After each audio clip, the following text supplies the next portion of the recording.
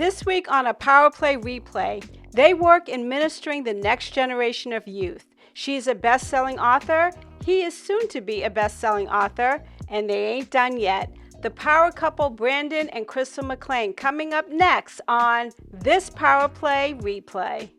From the studios at Hellbait Productions, this is Season 3 of the PowerPLAY Show. Now, here's Tonya McGrath. Welcome to the PowerPLAY Show. I'm Tonya McGrath. My guests today know what it means to be a power couple, and they're using their power to influence a stronger, God-fearing generation of young people. Brandon McLean is a proud supporter of youth and is passionate about the next generation.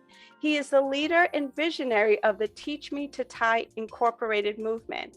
His vision for this movement is to help instill essential life lessons in the next generation, specifically young men. Brandon is also a youth pastor at what he calls the greatest church with the greatest youth ever, Chosen Remnant Ministries. Brandon wants to help young people learn, speak, and normalize the conversation about mental health. And he's here to discuss his new book, I Can Breathe Again, soon to be a bestseller, a mental health book about bullying, social pressure, and anxiety through community support.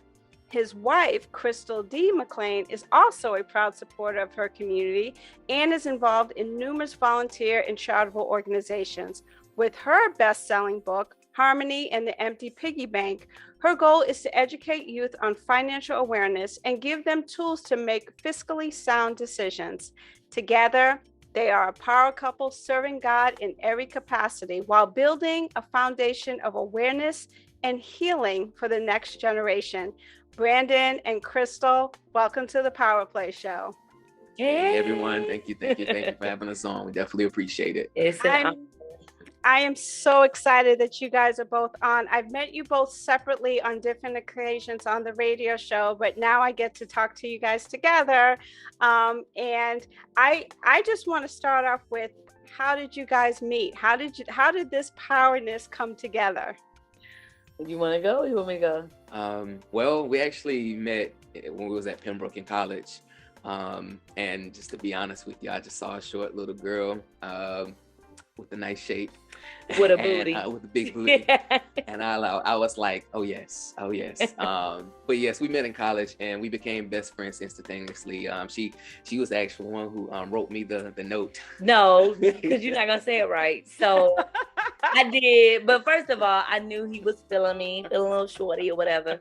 And so I talked to my roommate and I was like, I know he's feeling me, but he was very shy. He still is. He's an introvert. And so I'm a big extrovert. So we're totally opposite. And so I was like, well, if he don't ask me by this day, I'm gonna write him a note. And I did, back in the day, that was a little cute to write a little note. So I wrote him a note, dropped it on his desk and had my number in there. And he reached out that night. And then from that point forward, he would walk me to class regularly. And we just became best friends. We were best friends for many years before we even started dating. Wow.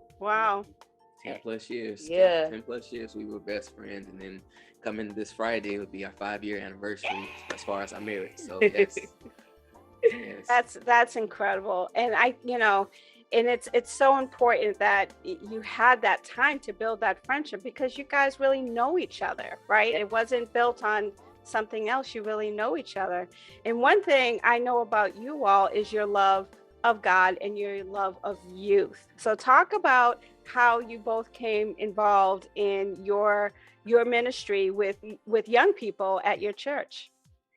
I'll start first. So I was a youth myself when I became a youth leader, and it really boiled down to I felt like there wasn't anyone advocating for the youth, and being in that position at the same time as a youth, I just kind of went to my pastor and I was upset, like, the older people and the leaders and all this thing, and I had a whole agenda printed out, and she was like, you know what? You're meant to lead youth. And I had already been prophesied about it years ago. And it just kind of, from that journey as being a youth leader, I just served. My biggest thing is about serving. And so, they were the ones that would call me all types of night. They're struggling, suicidal, depressed, things like that. And I just served. And then when we met, I was, still functioning as a youth leader. And so a little bit about my background as well. My father is actual pastor as well. So of course, growing up in the church, that's all I ever saw. And and much like my wife's story, I've always advocated for the youth, especially the young men within our church growing up. I was a leader of the choir, the leader of the usher board and things of that nature. And then I finally met my wife, and my wife introduced me to the church, and it was a transition at first, because my church now, or the church that, it was a totally different from culture from the church that I grew up. But the first time that I came in there, my pastor actually said it. Yeah, you two are going to be the youth leaders, or youth pastors over the. I'm looking like, hold on, what? Yeah. And years later, I'm just trying to come to God, do some worshiping. Literally, that was him. Like, right? But years later, here we are. Yeah. Wow. And why is children so important to you? And I know that, Brandon, you and I talked about it a little bit on the radio show last week, but talk about why working with young children is so important to you, particularly your work that you do with your organization. So I know for me, most of my trauma happened during my youth, just being real. And so trying to overcome that in some cases alone was traumatic in itself. And so a lot of, that's why I think in this culture you see a lot of adult kids, they're grown in age, but they're young in mind and emotions and things like that, because there was a lot of unaddressed issues that they didn't get a chance to really deal with as they grew up. And I thank God, because he, really walked me through healing, and definitely a pastor that can see it. But, they're our legacy. And oftentimes, especially as working adults and, building this and building that, they are often overlooked. And with them being overlooked, that brings in a whole nother level of trauma. So I believe that if we truly impart and invest in our young people, they're our next generation. So we would know and feel confident in the future we're leaving behind. And then just to piggyback off of that, yeah, they're the next generation. Of course, I want to make sure that I leave a trademark for myself that, someone, even if they don't even remember my name, they can say, yeah, I remember this happened because I was a part of this event for myself. And then also, again, I'm always voting for the underdog, for someone who struggles. And I don't want them to have to go through the same things that I went through. If there's a way out or there's an easier way, I want to show them that, hey, I'm the advocate for you. I have your back, and I can show you exactly the right ways to go. So this to make it easier for them so they can live a prosperous life. Thanks be to God.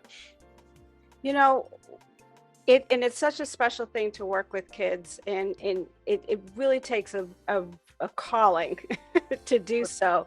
Well, what are you hearing from some of the young people today? I know that, and I talk a lot about this on the radio show, about the issue of social media and access and bullying. And we're going to get to your book in the second segment, Brandon, to talk about your specific book. But what are you hearing from young kids as some of the more concerning issues that they're dealing with right now? Well, just like you said, I mean, there's a lot of social media pressures, bullying, and honestly speaking, there's a lot of depression, and a lot being because certain adults or certain parents, they honestly don't see it that way. They're thinking, oh, hey, you're just a child, you don't deal with depression, you don't deal with anxiety or what have you. But no, I'm hearing a lot, especially from our young boys, that they're dealing with, of course, depression, again, social media, bullying. Always trying to compare to their friends and trying to be popular or what have you, but still trying to maintain their friendship type things as well. So those are some of the things that I'm hearing. And I just think sometimes we overlook that we just went through an entire pandemic, and are still facing it. Yes. And I think that added on to the existing issues.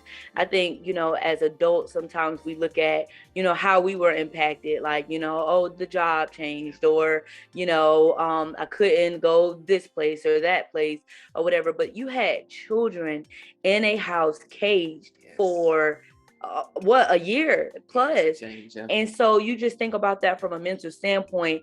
They were snatched away from football fields. They were snatched away from orchestra classes. They were snatched away from cafeterias. They were snatched away in some cases from loving teachers that they got more love from than they got at home. So you think about taking them from an environment that they're familiar with, and then taking them to an environment that probably was not even the best. You know, we drastically.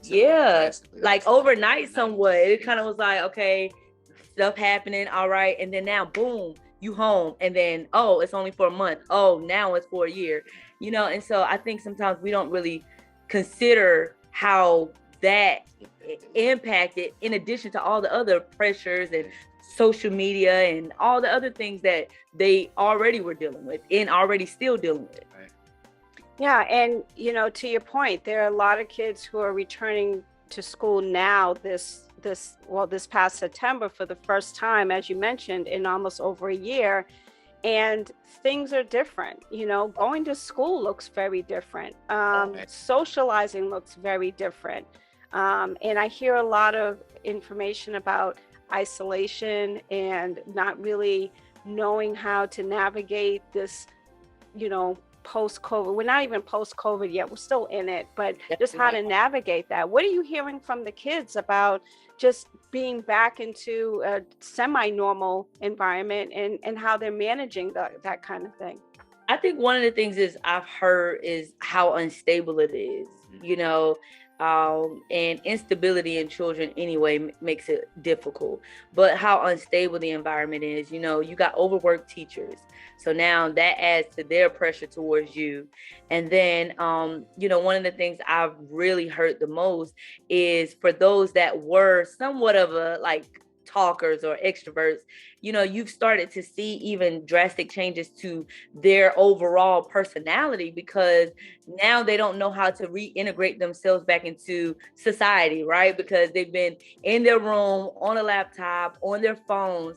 And so now they're reintegrating back into society and they don't really know what that looks like. Right. So friendships are different, and people are different, and teachers is different, and school is different. And I think the pressure overall for that is taxing. Yeah, and just like us as adults, you know, they hear things as far as COVID and things like that. So they understand that this is a real thing. So they hear the same numbers that we hear, you know, regretfully, of those who passed away due to it. So they're struggling with, okay, well, can I be close? Can I speak to my classmate? Or, you know, will I catch this? You know, making sure that am I standing the appropriate amount of feet away, or how many times I have to wash my hands? So they're still struggling with that as well. So I'm still hearing that too.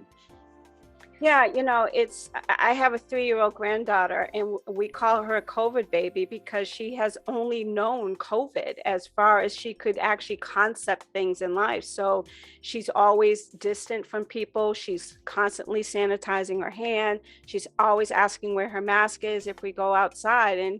And you don't even think about what that means. Like, this is all she has known in her tiny little life, and it's probably going to be that way. I mean, unfortunately, I don't know when COVID's gonna not exist anymore. Frankly, if everyone gets vaccinated, maybe. But so, you know, for you as parents, though, how did you manage this difficult time with COVID and kind of getting through that and managing your daughter's needs and wants and questions about everything that was changing in her world? Well, for us, it was just all about being honest. We treat our daughter, she's a human. So it's not just, okay, you sit down, be quiet. No, we talk to our daughter about the things that are going on. We talk to her about the safety precautions. And for myself, specifically, my wife, she actually had to go, you know, during the whole pandemic, she had to go into business. So I was forced to work from home, which, you know, of course, was a great thing because I could stay home with my daughter while she's doing the work from home, you know, from school as well. So us being together, you know, I'm up here just making sure that I'm available for her, even though it was a struggle for all of us, because again, we didn't know exactly what was going on. So, right. You know, I had to take off from work, you know, take a little break from work. Hey, you know, are you on internet working? Are you talking to your teacher, things of that nature. So it was a little struggle, but at first, but once we sat down, we had a discussion, we talked about it, we kind of understood exactly what needs to be done, and we got our own rhythm, we got our own flow. So that's how we actually kind of worked on it. Yeah, I mean, I would say, in the beginning we didn't handle it good. So I don't think any of us did. I'm just gonna be honest, we just did not. I mean, because it was confusing. It was just like, I don't know. So when she had questions, I promise I pretty much gave vague answers, but I didn't know, and I just didn't know how to respond to certain things, because there was such a, gray area with everything. So I will be honest to say, in the beginning, it was a struggle bus. It was a, difficult transition. But like you said, once we found our rhythm and we were like, whether we go back to school or whether we stay home or whatever, we good either way. We kind of got more confident and peace in what we were doing, but it was a struggle at first. But yeah, like we got everything set up once we hit that sweet spot. So all right, time to go. Yeah. We know how to operate.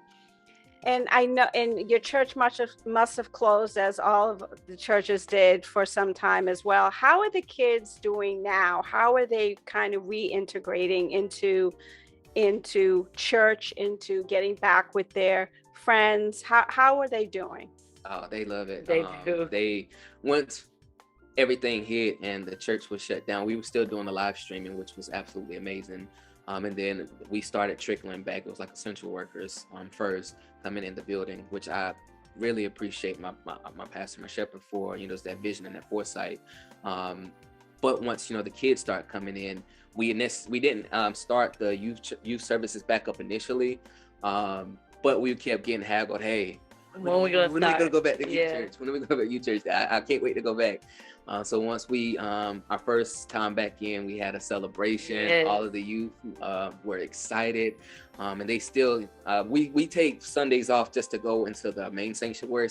They don't know what Sundays it is, but we just take, because we all want to be fed as well. Right. So we go in there, they're looking at us like, when we going to youth church? So yes, they're very excited about being turned back in the church. And I think that I've seen a lot of them even use church, youth church, essentially another way to integrate. You think about the school, and maybe they're not as accepted, or they're not as, they don't feel as loved, or whatever the case is, but they definitely are bright-eyed there because they know that there's someone that loves them. Yeah. They feel the family feel and all those things. So it's just really good that I think more than anything, they feel that they have a support system. Right. Well, we need to take a quick break. More with the power couple, Brandon and Crystal McLean. You're listening to the PowerPLAY Show.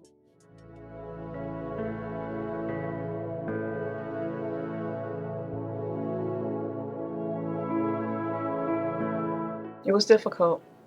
It was real difficult. Because you knew that this was going to be it.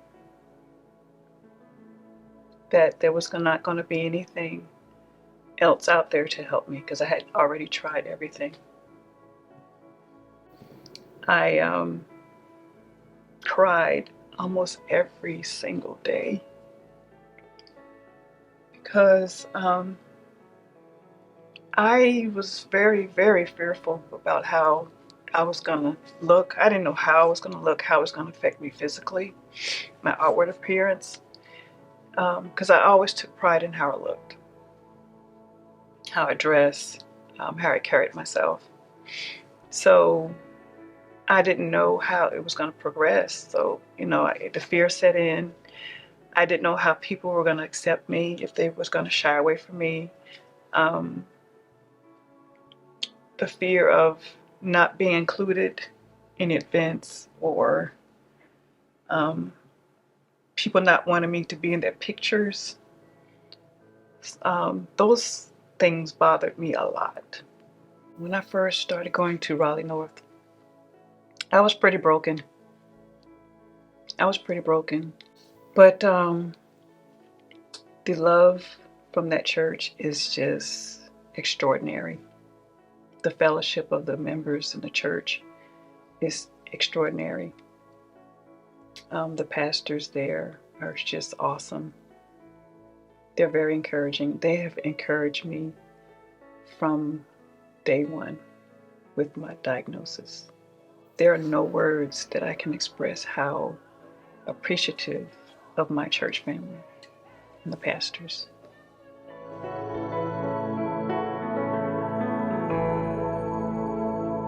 God was always there. God was always there. You know, I prayed a lot. God was always there. I never thought that he had left me. Of course, you know, I questioned God, why me? Why is this happening to me? Why did you allow this? You know, I know God is sovereign. But I asked, why is this happening to me? Why did you choose me? So the answer that I got was, well, why not you?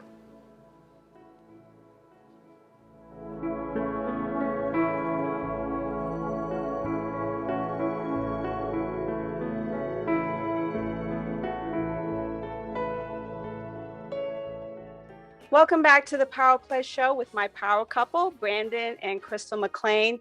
Now, you are both authors. First, Crystal, because your book came out first, tell our audience about the importance of your book, Harmony and the Empty Piggy Bank. Well, I think it is very important because, you know, financial literacy is not one of those topics that are taught in school. It is also one of those taboo topics that are is not really addressed, especially in the Black community, as much as I would like it to be. And I think that's all kind of geared towards, you know, history, trauma, things like that. And so I think it's necessary because this topic really kind of sets them up and establishes them for their future. And so if they don't know how to manage their money, if they don't know how to save, if they don't know the benefits of delayed gratification, then they grow up essentially without this plan. And then what happens? There's a cycle of poverty. There's a cycle of debt. And, you know, that's one of the things I really wanted to eradicate. And although I know I can't completely eradicate it, if there's a resource that I can give that would essentially help the community, then here it is. And so Harmony and the Empty Piggy Bank talks about entrepreneurship, investing, savings, you know, delayed gratification, all those things that they're needing for their future. Mm. And it is based on your daughter. So we'll give that like a little hint, but we won't tell the whole story. Has financial literacy always been important to you? I will say no. I will say, you know, when I got to college, prior to college, it was kind of like starting to become, because I was the first one in my family to go to school. And so I didn't have a baseline of what that looks like. So I didn't know financially about financial aid or anything. But it really wasn't until I got out of college that I saw, you know, my lack of knowledge as it pertains. Now, I'm on the other side of that, financial, I got my degree in banking and finance, right? So it's kind of like, well, how do you not know about financial literacy? Because, well, that teaches more on economics and accounting and all these things, but it really didn't go over personal finance. And so for me, I didn't have the skills that I had to know, how do I apply this to me? How do I make this plain to me? And so when I got out of college, I had all this debt and all these different things. And I'm like, why are they not teaching this in school? Like, why is it not taught? And so on the journey of trying to teach my daughter, I went to Barnes & Noble. There's no book. The Lord dropped it on my heart. You write it. And I did. And I was able to use that book to also teach her, but then more families across the world. So I'm just grateful for that opportunity to shed light on a topic that I felt like I lacked in the most area. And when I first met you, you also talked about how you and Brandon have come together and both of you have become financially healthy in just communication, which is like the number one thing when you're talking about finances. So Brandon, how was that kind of transition in your life, just being able to have these really open conversations about finances and money in the marriage? Well, I'm going to be honest with you. At first, it wasn't easy. I'm just going to be because I started off in the financial. I worked at a bank as well before, so I was so used to handling all the funds, because I was on my own. I handled all my money, paid all the bills, this, that, and the third. So now coming into marriage, of course, it's a partnership, and being that she, of course, she lives in the bank basically, so she sees the computer screens and all of the accounts and things. So it was kind of hard. It was a hard transition for me initially to basically, I guess, give over the quote unquote power. Yeah. My wife, because that's how I saw it at first. I was like, hold on now, I'm the man, I'm supposed to be handling this. But once we had our conversation and we had that conversation, and it was after the conversation that it's, hey, look, it's a partnership thing. It's not, I'm trying to tell you what to do. No, it's just, we have a goal. This is where we're trying to go. This is the best route to go about it. And once I saw that, it's like, oh, okay. And then honestly, it just made me feel better. Hey, that's off my plate. But yes, it works. Again, it's the system that we have. I mean, she lets me know, hey, this is what's coming out on every Friday. This is what's coming out. This is how much we made. Boom, boom, boom. And we just go forth from there. And if I have any questions on it, she doesn't feel any type of way of me saying, hey, babe, I don't quite understand this, what happened here or what have you. She tells me, it brings out the chart. All right, here we go. So. And one of the things I learned through that was because I know finances in general is a hard topic in marriages mostly. I mean, if you look at statistics, most divorces are due to finance. Yeah. And so, I didn't want that to be our struggle, and so once we customized the plan and created a plan, I didn't want to be one of my customers. I've seen customers that like husband, wife passed away, God forbid, and husband had no clue, or vice versa. Wife has no clue on where the accounts are, how much money is there, what to do, where's the life insurance. I mean, it's a mess. And so thank God for the Holy Spirit on every Friday, because I don't want to talk about it throughout the week. I don't want to talk about it every day. Like, we have one set day, so we both have that expectation. All right, I'm going to send you a recap. This is what is going on. This is how much we, and it just kind of puts that into that one little window of time where there's no more anxiety, there's no more issues, there's no more, all of that, instead of fussing about money, because that's a thing. We make sure we carve it into one window where we can have that honest conversation and then shut it off. Full transparency. And fellas, just do what I do. Send her the net and the gross. She'll take care of the rest. That's all. Well, I mean, I think that's just such a great a technique to go about it. What lessons in your life are you trying to not pass on to your daughter? Because we talk a lot about generational wealth and what that means and what it doesn't mean, because we don't really talk about it, particularly in communities of color, because frankly, there isn't a lot of wealth, right? So we don't have those conversations. What kind of conversations are you now having with your daughter to help her think about finances and financial health in a different light? Well, one of the biggest things, and I bring up delayed gratification a lot, only because oftentimes if you don't really deal with that principle up front, then you find yourself in debt. And one of the things we don't want to pass down is debt. One of the things I am very adamant on, because if you look at statistically across our community, like you said, to your point, Tonya, there is not generational wealth, there's generational debt passed on, so you don't have life insurance. Guess what? The whole family got to come together and pay your debt to, the funeral home, things like that. And that is one thing that we are adamant on teaching her, the principles of, okay, you don't have it now. How can you get it? How can we prepare for this? Okay, you desire this iPhone. Okay, how can we financially prepare for this? What are some things you can do? So her mind always goes to, okay, it's not there, so I'm not gonna go out and swipe it to make it. I'm gonna figure out a plan to get those funds to be able to prepare for the goal I desire. So one of the biggest things, and I just think from my personal experience, I'm teaching her myself, and I know Babe have some other different lessons, is no generational debt. Like, don't get in debt. And then also saving. And she's so, now she'll be quick to spend our money, but she is very cautious with her money. I remember recently she got money for her birthday, and she was adamant on putting it in her savings account. Mom, can you put this in my savings account? Now, our money, she's different on, but her money, she's very cautious in particular on making sure she's saving, which is one of the principles we were very adamant on teaching as well. So now I want to turn to you, Brandon, because you have a book that just came out, which I'm excited about. And it's so key right now because as we're seeing across the country, we're seeing incidents of bullying rising in our schools. And I want to talk about your book, I Can Breathe Again, a mental health book about bullying, social pressure, and anxiety through community support. What was your reasoning for wanting to write this book, and why was this important to you?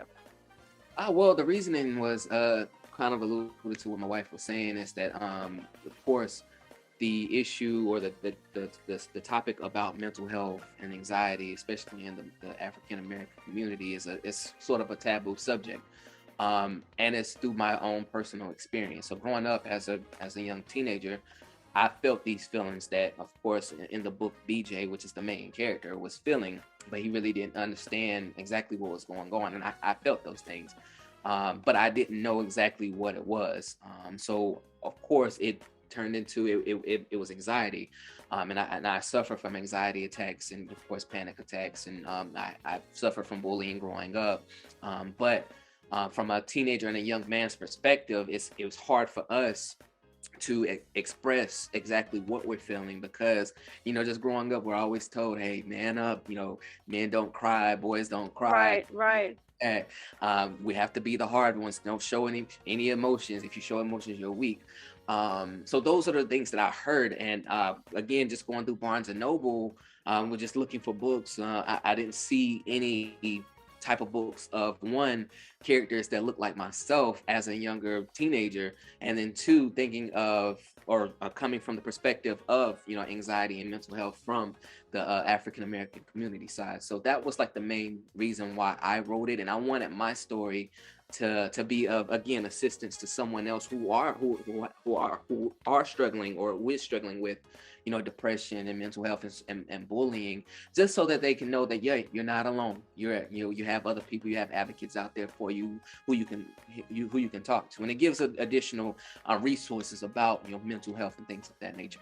And I think it's so strong that you used a male character, because there is such a stigma when it comes to therapy and talking about not feeling well. Like we put so much emphasis, I think, on our boys to be physically fit and to be strong and to be the fastest and be the best sports player and this type of thing, but we don't put as much into their mental health and what that means. And so I love the fact that you based it around BJ. We're not going to say it's Brandon's name. We're not going to tell anybody that, but I love that. And so I wonder how,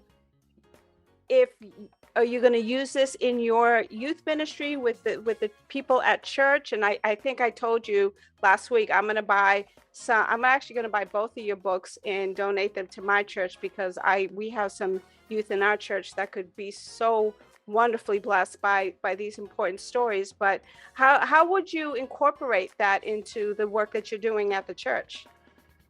So for myself, just honestly, just since the book dropped, I've gotten stories from some of the youth within the church about how it was a great book and how they're going through some of the things that BJ and myself went through. And I let them know, I told them my personal testimony, say, hey, you know, BJ is your own. They call me YPB because I don't like titles. So they call me YPB. They call my wife YPC. So I was like, hey, YPB went through the same thing that's going through the same thing that you're going through. And you know, we're going through different things as far as like help wise. And then also just through of course, myself to teach me to tie, you know, incorporated movement.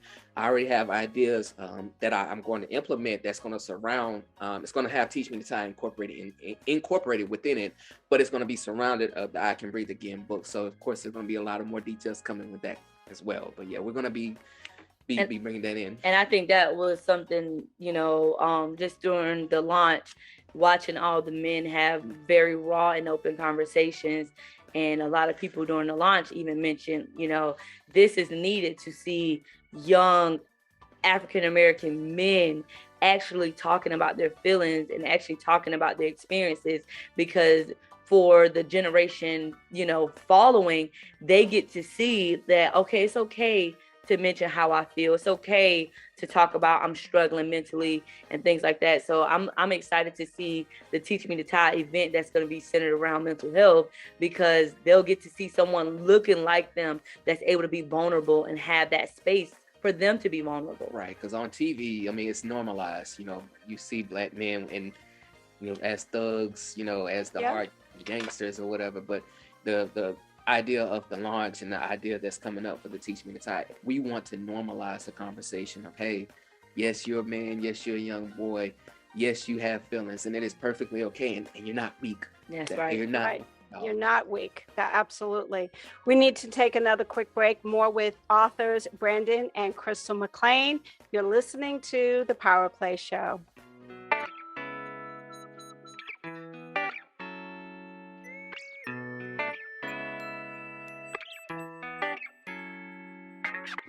Hi, I'm Katrina Christian, one of 5 women featured in the upcoming documentary film, More Than Our Skin, a film about living with vitiligo.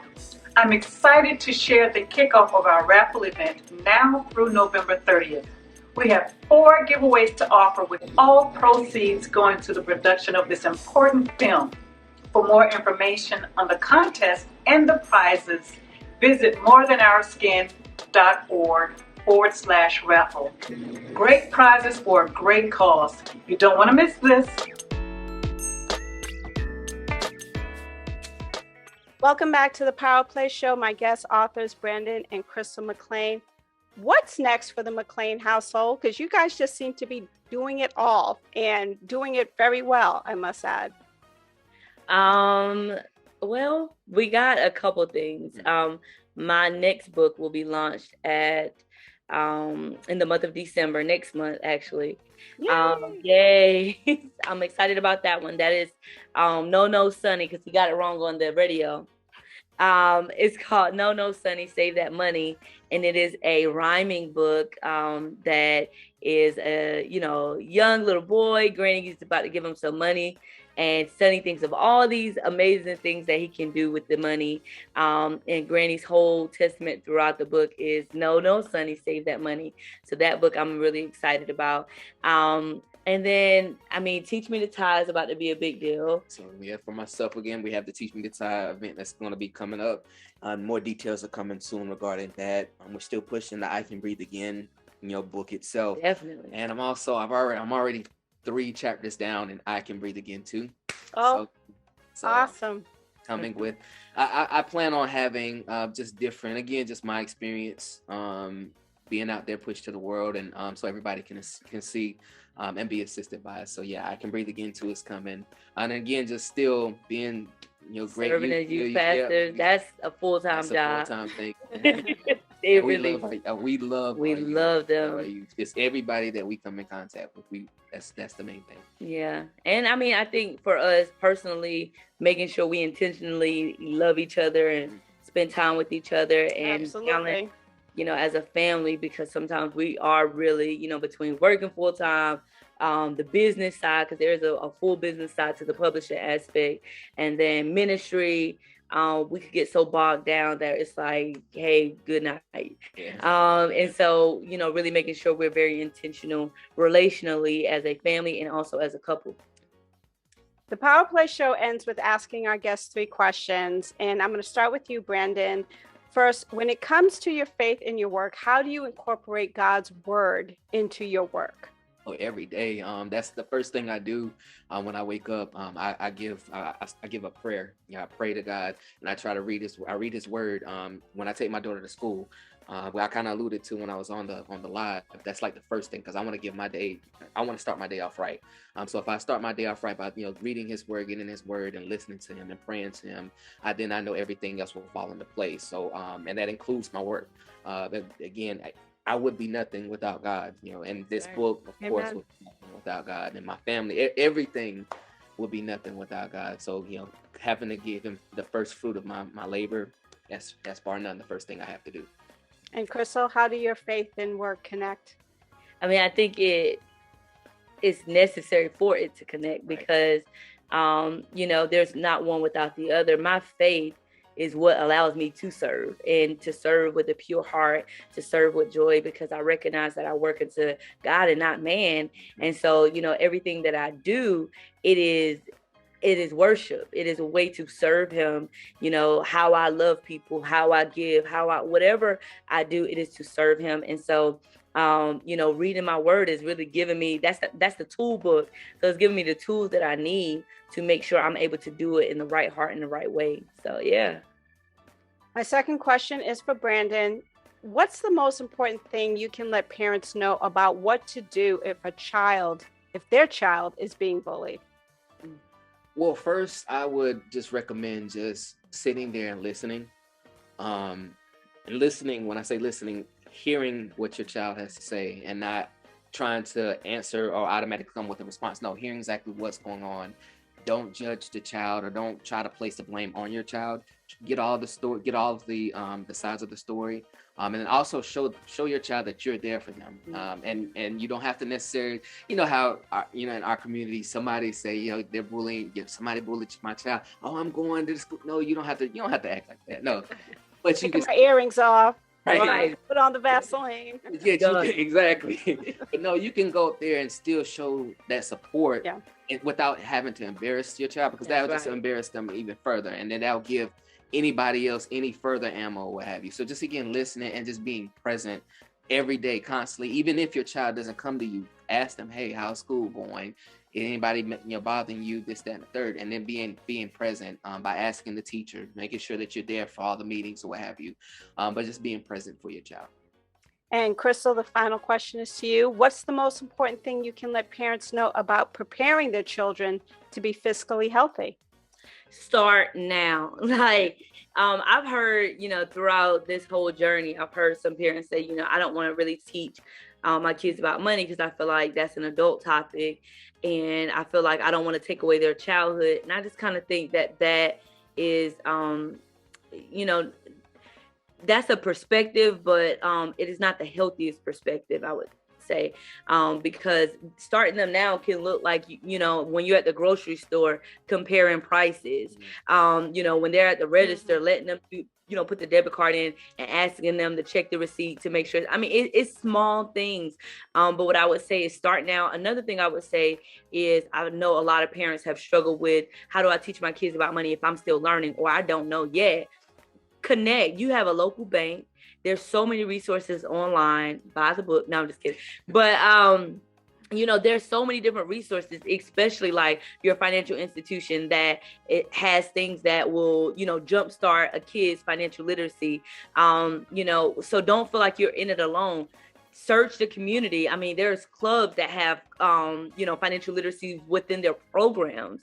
So don't feel like you have to fight this journey alone. But then you get educated, you as a parent, you get educated enough where you can confidently have those conversations with your child, your children, that you can then tell them the things that you wish you had known, so that they won't make the same mistakes and failures that you did. Brandon and Crystal McLean, thank you so much for all the work you do and for creating such a safe space for children to learn and grow in their walk with God. Tell folks how they can find and buy your books. Awesome. For mine, you can definitely buy that anywhere books are sold: Amazon, Barnes & Noble, Walmart online, Books A Million. But you can exclusively go to my website at www.authorcrystalmclean.com, and there you can get the autographed version, or it can also lead you to those other avenues. And same here, all the various venues: Walmart, Target, Books A Million, like my wife said, Barnes & Noble. And you can also get the #1 best-selling, because it is #1 bestseller. It is a bestseller. It is a bestseller. Yes. I can get it again. You can get it exclusively on my website, www.authorbrandonmclean. It's MCLEAN.com. I had to spell it out. Yes. And it's not McLean, it's McLean. I just want to let everybody know. Yes. www.authorbrandonmclean.com. And we're going to have all those links on the PowerPlayShow.com website. both of you, I pray for nothing but continued success with you, continued love, continued union, air of health and protection over you and your family and all that you're doing. God bless you. Thank you so much for being on the show today. Thank you so much for the opportunity. Thank you, thank you, thank you.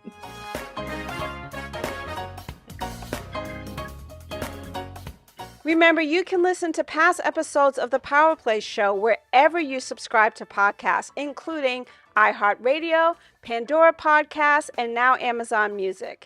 You can also watch us on our YouTube channel. Simply search the Hull Bay Productions Media channel. And be sure to subscribe so you always know when we're live. And we air each Saturday at 5 p.m. on BroncoIRadio.com. So be sure to tune into the PowerPLAY show each Thursday for a new episode wherever you subscribe to podcasts, or on our YouTube channel at Hull Bay Productions Media channel, or Saturdays at 5 p.m. on BroncoIRadio.com, or you can just simply visit thepowerplayshow.com. Until next time, I'm your host, Tonya McGrath. Be well.